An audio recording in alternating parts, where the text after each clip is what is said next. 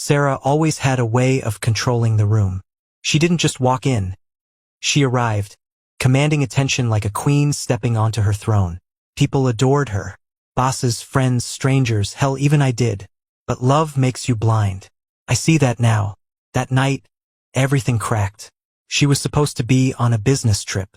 Chicago. 3 days. Important meetings, tight schedules, bad hotel coffee. She'd kissed me goodbye at the airport, her suitcase rolling behind her. A perfect image of a devoted wife chasing success. Only problem? The flight never took off. At first, I didn't think much of it. I was scrolling through my phone before bed, half asleep, when I saw the news. Severe storms. All flights grounded. A hassle, sure, but nothing out of the ordinary. I even felt bad for Sarah, imagining her stuck in some crowded terminal. Annoyed, exhausted. I almost texted her to check in. Then I hesitated. If her flight was canceled, why hadn't she called me? Sarah hated delays. If she was stuck, I should have heard her ranting about incompetent airlines and rescheduling nightmares. But my phone was silent. A slow, creeping unease settled over me. I opened the airline's website, typed in her flight number. Canceled. Not delayed. Not rerouted. Flat out never left the ground. I stared at the screen, my pulse thudding in my ears. There had to be an explanation. Maybe she caught another flight. Maybe her boss arranged something last minute. Maybe no. Sarah was meticulous. If there had been a change, she would have told me. So why the silence? I clicked on our home security app. We had cameras covering the front door, the garage. Nothing inside the house. Sarah always said it was too invasive. I scrolled through the footage, my fingers stiff. 9:45 p.m. Sarah's car pulled into the driveway. 9:47 p.m. She stepped out, looking over her shoulder. She wasn't in her work pantsuit. She wasn't holding her suitcase. She was wearing a short, red dress. She had nothing with her except her purse. My stomach dropped. I watched, frozen, as she fished out her keys and slipped inside like a thief. No hesitation. No exhaustion from a long work trip. Just calm, effortless, like she belonged exactly where she was. Where the hell had she been? I replayed the footage again and again. Each time, my mind screamed at me, begging for some logical explanation that didn't make my chest feel like it was caving in. That's when I heard it. Car engine. Not Sarah's. Not mine. In the background of the footage, just before she unlocked the door, headlights flashed down the street. Someone had just dropped her off. And she hadn't wanted me to know. The moment she walked in, I was already waiting. That I sat in the dark. Waiting.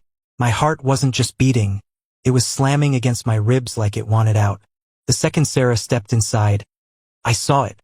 That split-second panic in her eyes. She hadn't expected me to be awake. She tried to cover it up fast, plastering on a smile, brushing a hand through her hair like she had just come back from anything other than what I knew she had been doing. "Hey, babe," she said, her voice too light, too casual. She set her purse on the counter like it was just another night. "You're up late." I didn't answer. She swallowed, shifting on her feet. "Everything okay?" I stood, slowly, feeling the weight of the moment settle into my bones. I had two choices. I could play dumb, pretend I hadn't seen the footage, let her lie to my face, just to see how deep she'd dig her own grave. Or I could let her know right here, right now, that the game was over. I exhaled sharply through my nose and went with option 2. "How was Chicago?" I asked, my voice tight. The change in her posture was instant. Her muscles tensed, her eyes flickering with something quick, calculating. She hesitated for less than a second before forcing a chuckle. "Oh my God, don't even get me started," she groaned, rolling her shoulders like she'd just come from a stressful business trip. "The flights were a disaster. I had to reschedule twice. I barely made it back." I stared at her. Liar.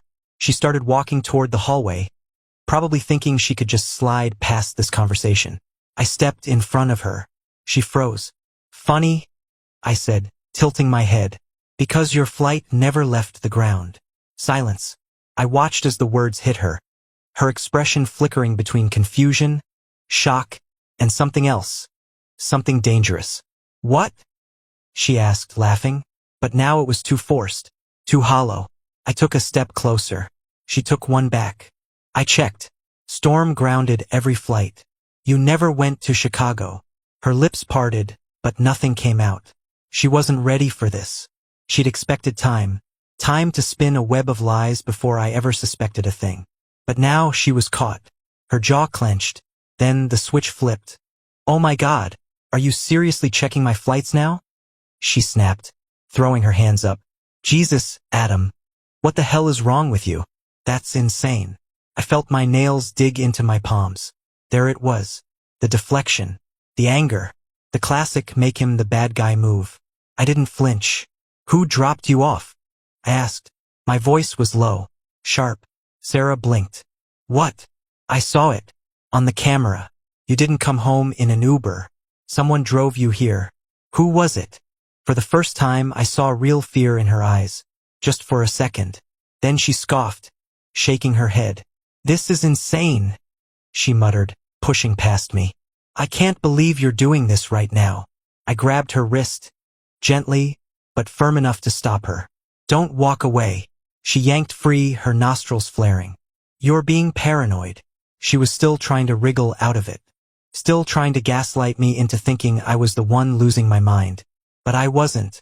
I turned, grabbed my phone from the counter, and pressed play. The security footage. Her car pulling in. The headlights down the street. The red dress. The guilt on her face. Sarah went pale. Her mouth opened. Closed. Open again. No words. For the first time since this started, she had nothing to say. And that's when I knew. I wasn't just suspicious anymore. I knew.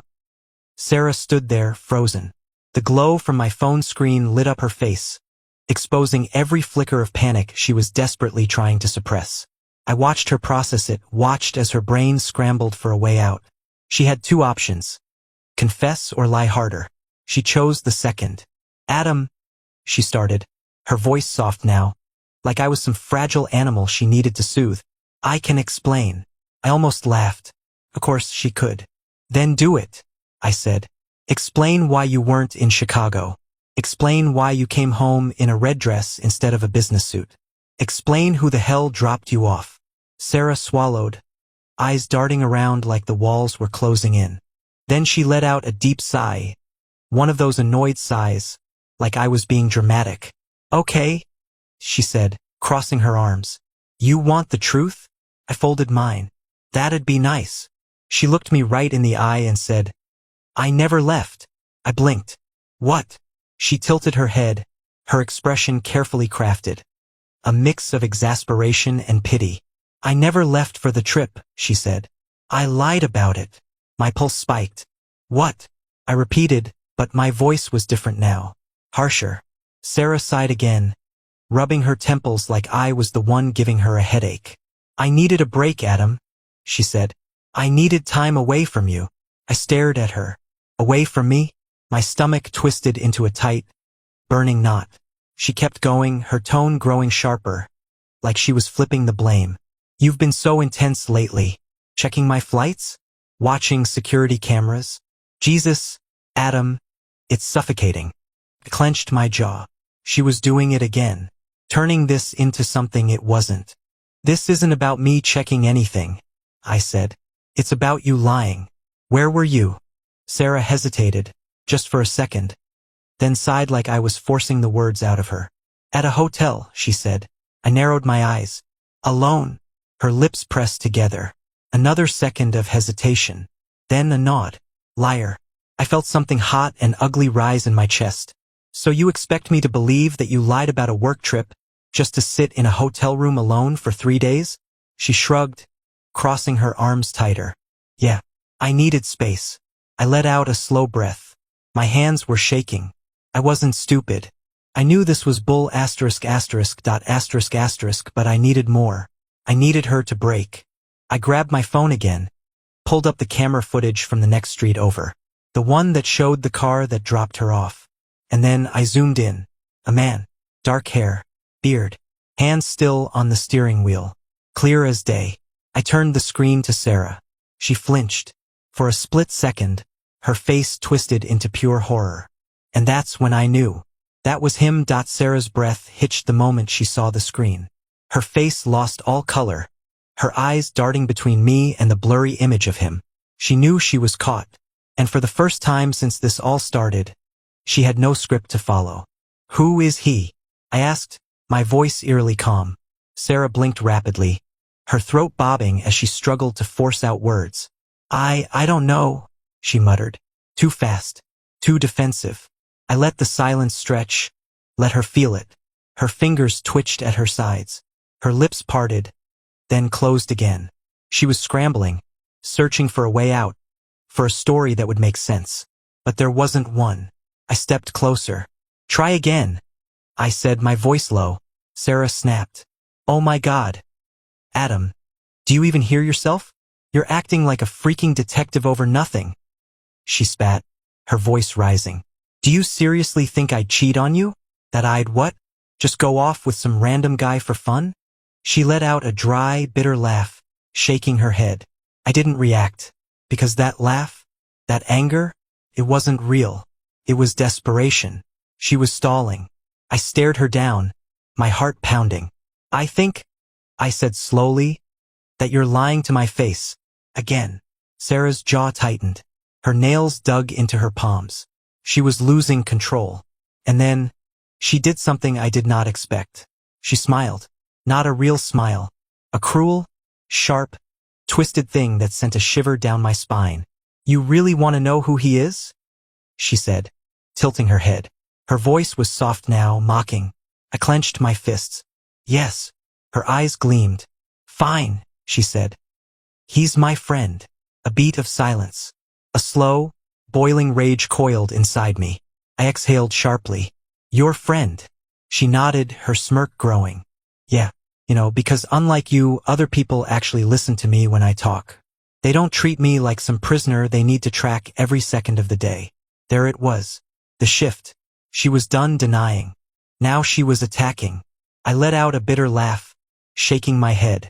So let me get this straight, I said, taking a step forward. You lied about the trip. You snuck around behind my back. You came home in a dress I've never seen before. Because what? You needed someone to talk to?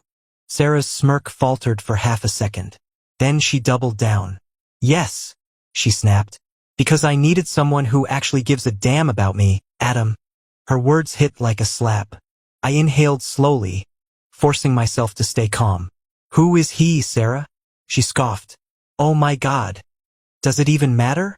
She wouldn't say his name, because the second she did, it became real. I turned, grabbed my phone again, and zoomed in further. The image sharpened just enough. And then I saw it. I knew him.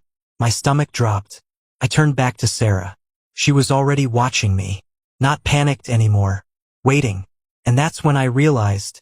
She wanted me to know. I stared at the screen. My fingers gripped the phone so tightly that I could feel the plastic creak. The man's face wasn't completely clear, but I knew that jawline, that beard, that car. I knew exactly who the hell he was, and so did Sarah. She saw the moment the realization hit me because her lips curled into something between amusement and cruelty. You recognize him, don't you? She murmured. I looked at her, my pulse pounding in my ears. Say it. She let out a slow breath, her head tilting slightly, studying me like she was enjoying the moment. Then, with a soft, taunting voice, she said, Ethan. The world stopped. Ethan, my best friend. My chest tightened as the memories came rushing in. The beers after work, the Sunday football games, the road trips, the trust. Ethan had been in my life for over a decade. He was the guy I could count on, the one who had my back through everything. And now, he was the guy who had my wife. I didn't even realize I'd stepped forward until Sarah took a step back, her smirk flickering into something cautious. You're lying, I said, my voice barely above a whisper. Sarah let out a breathy laugh. Am I? Couldn't breathe. Couldn't think. Ethan. The same Ethan who sat at my dinner table, who made stupid jokes about my grilling skills, who called me bro like we were still in college. The same Ethan who told me, just last week, man, Sarah's lucky to have you. You're solid. I clenched my fists so tight my nails dug into my palms. I wanted to hit something, break something, Scream. Sarah watched me, her expression unreadable now. Then she shrugged. Shrugged. Look, you were going to find out eventually, she said, like we were discussing the weather. I snapped my gaze back to her. Are you seriously acting like this isn't a big deal? She sighed, crossing her arms. Adam, come on. Let's not pretend like our marriage was perfect. You knew we had problems. You just didn't want to face them. I laughed, but it came out cold. So that's your excuse? I wasn't perfect, so you decided to screw my best friend. She rolled her eyes. Oh, spare me the dramatics. You think this is just about Ethan? Newsflash, Adam. Our marriage was over long before this. Something inside me snapped. I took another step forward. Sarah didn't back away this time. She held my stare, her chin lifting slightly, daring me to do something. Say it, I said through gritted teeth. Her lips parted and then, she did. I've been sleeping with Ethan for 6 months. A sharp, piercing silence filled the air. I exhaled slowly. I could feel my own heartbeat, violent and erratic, in my chest. The rage was there, burning, twisting, but beneath it, something else was creeping in. Something worse. Finality. There was no fixing this. No salvaging it. Sarah was gone. And the worst part? She didn't even care. She tilted her head. What now? She asked, her voice mocking, almost amused. I clenched my jaw. I didn't know. But one thing was for damn sure. Ethan was about to find out exactly what kind of man I became when I had nothing left to lose. Something inside me shifted. It wasn't just anger anymore. Not just betrayal. It was something colder. I looked at Sarah. Really looked at her. And for the first time in my life, I saw her exactly for what she was. A liar. A manipulator. A woman who had no problem ripping my life apart and smirking while she did it. And Ethan? The man I trusted like a brother? He was next. Sarah was still watching me, waiting for a reaction. Her lips curled at the edges like she was entertained. She thought she had the upper hand. That I was just going to stand here, stunned and broken, while she walked away like none of this mattered. I smiled. Not because I was okay. Not because any of this was funny. Because she had no idea what was coming next. I turned away, walked to the kitchen counter, and picked up my phone. Sarah's smirk twitched slightly. What are you doing? She asked, suspicious now. I scrolled through my contacts.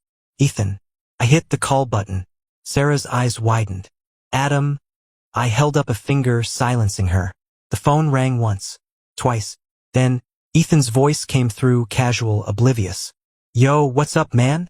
I didn't even hesitate. I know. Silence. Then a small, barely there inhale. Sarah flinched. Ethan's voice dropped slightly. What are you talking about? I glanced at Sarah. She was gripping the edge of the counter now, her nails digging into the surface. Her confidence? Gone. Don't do this, Adam, she said quietly. I ignored her. I know everything, I told Ethan. 6 months. You and Sarah. Another silence. Longer this time. I could hear his breathing on the other end, could almost feel him scrambling for an excuse, a way to talk himself out of this. Finally, he exhaled. Man, I don't know what she told you, but it's not like that. I laughed. A real, humorless laugh. I put the phone on speaker and set it on the counter. Go ahead, I said. Tell her that. Sarah's face drained of color. Ethan, she snapped, her voice sharp, warning him. But he had already heard the tone in my voice. The steel. The finality. And just like that, the last of his loyalty shattered. Sarah, he muttered. He knows. I watched as her mask completely fell apart. Her eyes darted between me and the phone. Her breathing uneven now. She opened her mouth, but I beat her to it. You weren't going to tell him, were you? I asked, tilting my head. She swallowed. Adam, listen. I mean, why would you? I cut her off. You got away with it for 6 months. You probably thought you could keep doing it. Lie to both of us. Play the innocent wife at home. The fun girlfriend on the side. Sarah snapped. You don't get to act like you're innocent in this, Adam. She spat. You neglected me for months. You put more effort into your stupid job than you ever did into this marriage. What was I supposed to do? Huh? Just sit here and wait for you to care. I should have been furious. But I wasn't. I was done. I shook my head. You could have left, Sarah. You could have told me you were unhappy. Instead, you chose to lie, to cheat, to go behind my back with my best friend. Sarah's lips trembled slightly. Her hands clenched into fists. She knew she had lost control of the situation. And then, from the speakerphone, Ethan spoke again. Is he gonna come after me? Sarah's head snapped toward the phone. Ethan, shut up. I smiled. Slow. Cold. Are you scared, Ethan? I asked. Silence. Sarah reached for my phone, but I grabbed her wrist midair. Her eyes flickered with something I hadn't seen before. Fear. For the first time, she was realizing that I wasn't the weak, pathetic husband she thought I was. I released her and picked up my phone. Don't worry, I said into the receiver. I'm not coming after you. Sarah exhaled slightly, relieved. But then I added, not yet. And I hung up. Sarah took a sharp breath, stepping back. What does that mean? I turned to face her fully. My heartbeat was calm now, steady. It means I'm done talking, I said. And now, I start taking everything from you. Her face crumbled. And that's when I knew. She finally understood what she had just lost. Sarah stood there, stunned. For the first time since this whole thing started, she wasn't smirking, wasn't rolling her eyes, wasn't trying to twist the blame back onto me. She was just silent, because she finally realized what I did, that she had lost. I watched her, arms crossed, waiting. Her chest rose and fell in shaky breaths. She opened her mouth, then closed it. You don't mean that, she finally said, forcing a weak laugh. You're angry. You're not thinking straight. I didn't blink. I've never thought clearer in my life. Her jaw clenched. She took a step toward me, her hands out like she was approaching a wild animal. Adam, look, I get it. You're hurt, and maybe I handled things the wrong way. But we can talk about this. Just, let's not make any rash decisions. Okay? I smiled, and that's when I saw it. She was scared. Not because she regretted what she did. Not because she cared about me, but because she knew what was coming. Sarah had spent 6 months living in a fantasy, juggling me and Ethan like some kind of twisted game. She never thought she'd get caught. And now, for the first time, she wasn't the one in control. And that terrified her. I stepped forward, just enough to make her flinch. You think I'm making a rash decision? I asked, my voice dangerously calm. Sarah swallowed.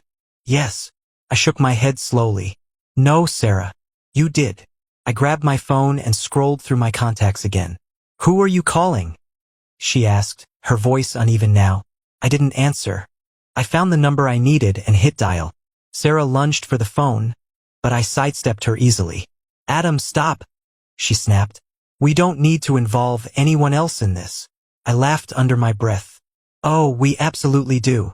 The line clicked, and a familiar voice answered. Hey, Mrs. Lively's Realty. This is Pam speaking. Sarah's face went white. I smiled. Hi, Pam, I said smoothly. This is Adam Carter. I need to talk about selling my house. Effective immediately. Sarah gasped. No, Adam, you're not serious. She stammered, her eyes wild now. You wouldn't do that. This is our home. I met her gaze, my expression ice cold. Not anymore. She lost it. Adam, for God's sake, can you just stop acting like a child for 1 second? She snapped, voice rising. We need to talk about this like adults. You can't just throw everything away because you're mad. I raised an eyebrow.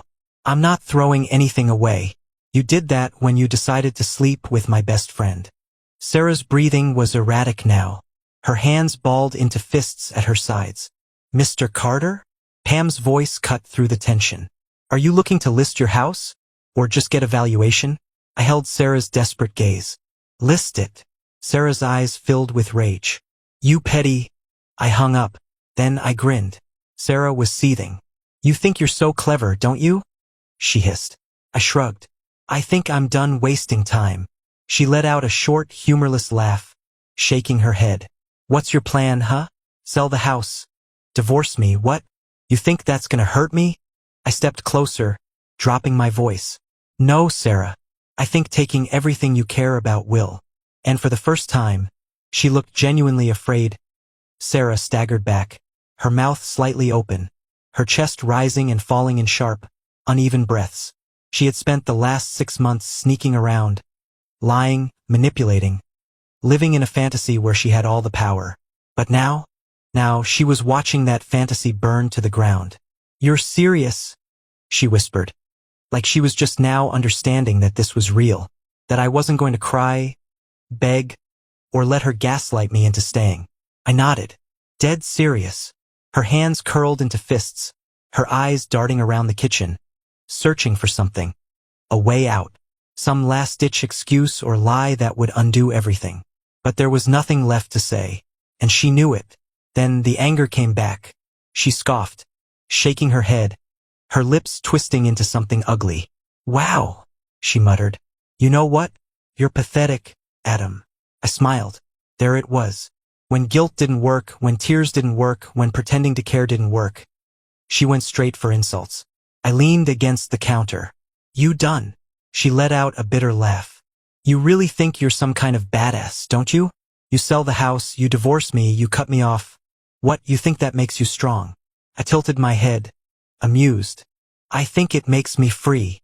Her nostrils flared. "And where are you gonna go, huh?" she snapped. "You think you can just walk away and be happy? You have nothing without me, Adam. Nothing." I let her words sit between us for a moment. Let her believe, for just a second, that she could still hurt me. Then I chuckled. A low, quiet, almost pitying laugh. "You really believe that, don't you?" I asked, shaking my head.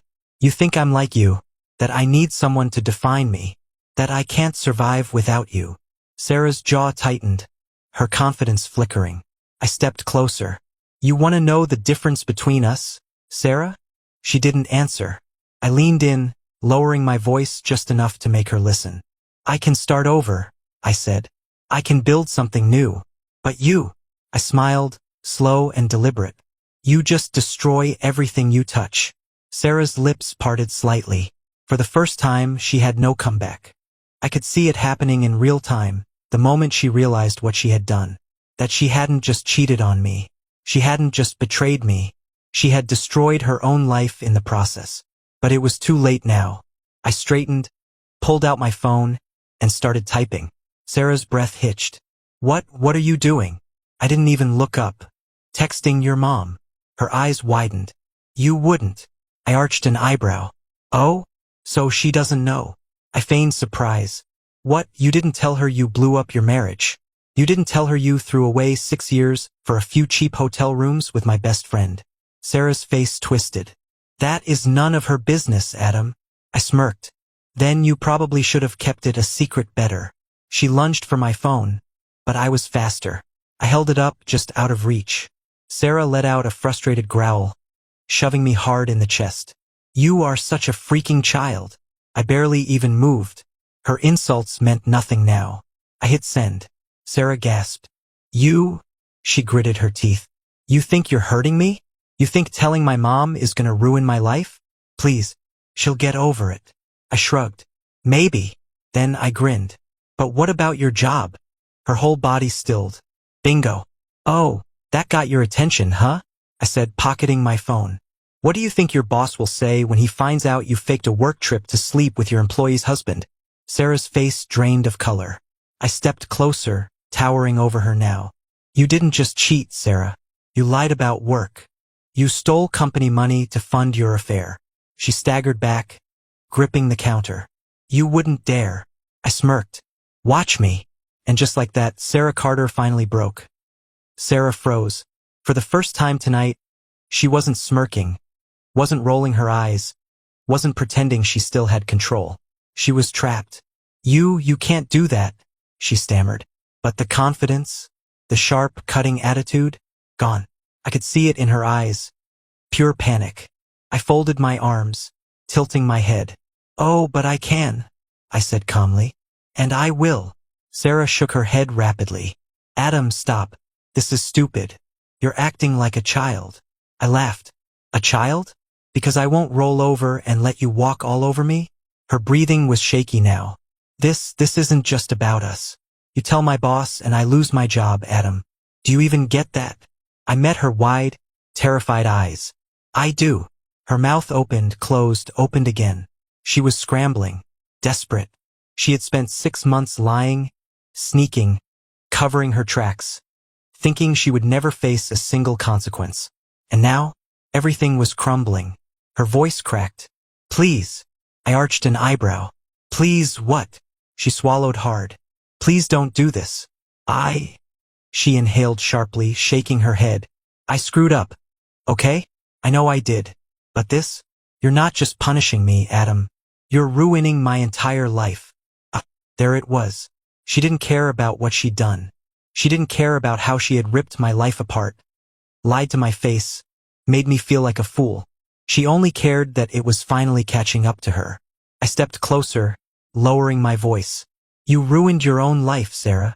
Her lips quivered. I watched the emotions flash across her face. Shock, denial, anger, bargaining. Then the shift. She exhaled sharply, straightening her back. Her expression hardened. Her voice dropped to a near whisper. You want a war, Adam? I smirked. I want the truth. Her eyes darkened. You can't handle the truth. I leaned in slightly. Try me. She clenched her jaw. Fine, she snapped. You think Ethan was the only one? The room tilted. Everything around me blurred, my pulse roaring in my ears. I had braced myself for lies, for manipulation, for begging. I had not expected this. I narrowed my eyes. What did you just say? Sarah tilted her head, her lips curling slightly. You heard me. The way she said it, casual, smug, like she wanted to twist the knife deeper. I swallowed the rage boiling in my chest. Who? She gave a mocking shrug. Does it matter? I inhaled slowly, fists clenching. It does to me. Sarah stared at me for a long moment. Then she sighed, like this was all just so exhausting for her. Then, with a slow, deliberate smirk, she whispered, Nick. I staggered back. Nick, my coworker. The guy who sat 2 desks away from me. The guy who came over for poker nights. The guy who shook my hand at my wedding. I let out a slow, shaking breath. You're lying. Sarah licked her lips, eyes gleaming. Am I? I stood there, staring at the woman I had once loved, feeling my stomach twist into something dark and violent. She had no shame, no remorse, no soul, and I had spent 6 years of my life devoted to her. I exhaled sharply. You know what, Sarah? I said, voice eerily calm. She raised an eyebrow. I pulled out my phone, found Nick's contact, and pressed call. Sarah's eyes widened in horror. Adam, no? I put the phone on speaker. Nick answered immediately. Hey man, what's up? I smiled. Hey Nick, I said casually. Sarah just told me you two have been screwing. Silence. Then a sharp inhale. Sarah lunged for my phone, but I sidestepped easily. I grinned. Nick wasn't fast enough. I had him right where I wanted him. The silence on the phone was deafening. Sarah was breathing fast, her hands shaking at her sides. Nick, frozen. I could almost hear the gears in his head turning, scrambling, desperately searching for a way out. Then he exhaled. A slow, uneasy, guilty breath. Adam, listen man.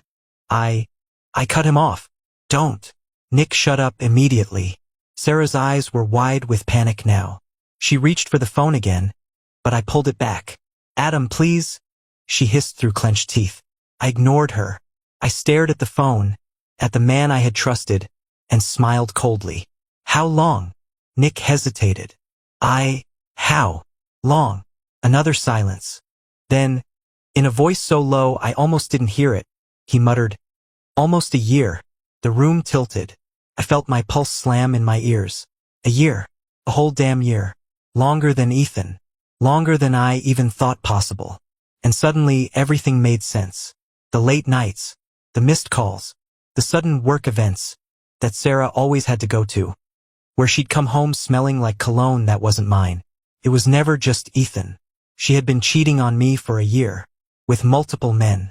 And she never planned on stopping. Something inside me snapped. I let out a slow breath, gripping the counter so hard my knuckles went white. Sarah was watching me carefully now, like I was a live grenade, like she wasn't sure what I would do next. I met her gaze. Then, I turned back to my phone. I laughed. A sharp, bitter, humorless laugh. Nick didn't say a word. "You know what, Nick?" I said, voice eerily calm. He swallowed. "What?" "You and Ethan should go grab a drink," I said. "Compare notes." A sharp breath from the other end. "Adam, I hung up." Sarah winced like I had slapped her. "Adam," I turned on her. "Shut up." She flinched. And for the first time tonight, I saw fear in her eyes. Not fear of getting caught. Not fear of me telling people. Fear of me walking away and never looking back. Because that would mean she lost. And I was done playing her game. I grabbed my keys, my jacket, and headed for the door. Sarah panicked. "Adam, wait." I didn't. I was already gone. Sarah chased me. The second my hand hit the doorknob, she lunged, grabbing my arm like she could physically stop me from leaving. "Adam, please, just stop for a second," she begged. Her voice no longer sharp or mocking. Now it was shaky, uncertain, desperate.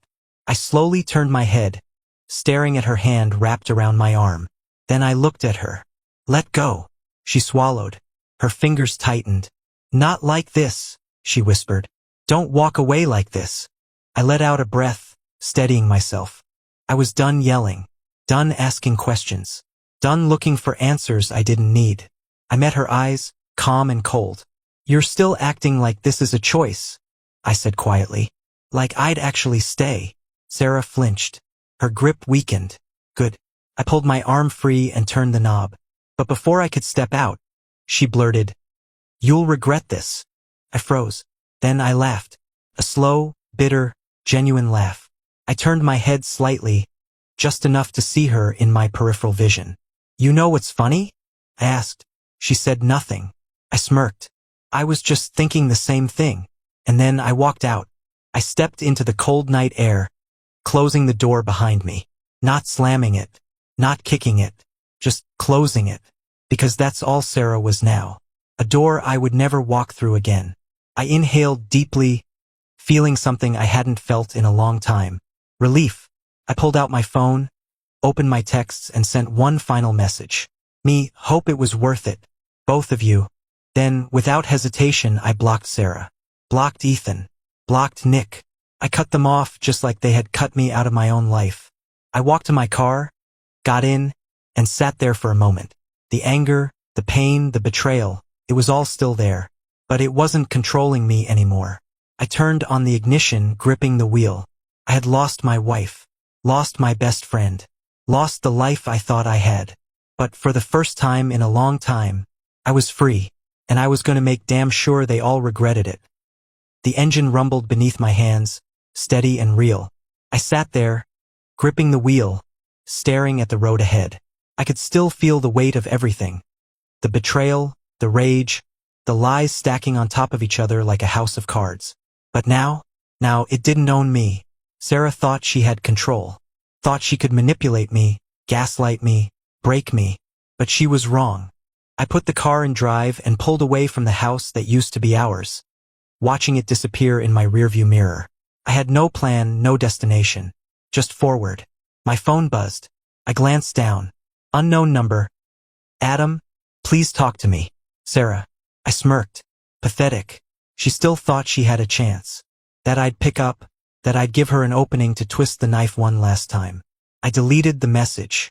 Then, as an afterthought, I opened my photo gallery, scrolling through years of pictures. Vacations, anniversaries, selfies in bed, laughing like we had forever. It was all fake. I hit select all. And then I erased everything. The second the photos disappeared, so did the last piece of Sarah that had been clinging to me like a parasite. I breathed easier. For so long, I thought my life was set in stone, that I was going to grow old with Sarah, that Ethan would be my best friend until we were both old and gray, that my world was secure. But it wasn't. And maybe, just maybe, that was a good thing. Because now, I could build something better. I didn't know where I was going. Didn't know what came next. But as I drove into the dark, my grip on the wheel loosened. My chest felt lighter. I turned up the radio, rolled down the windows, and let the wind rush in. For the first time in a long time, I smiled. and I never looked back.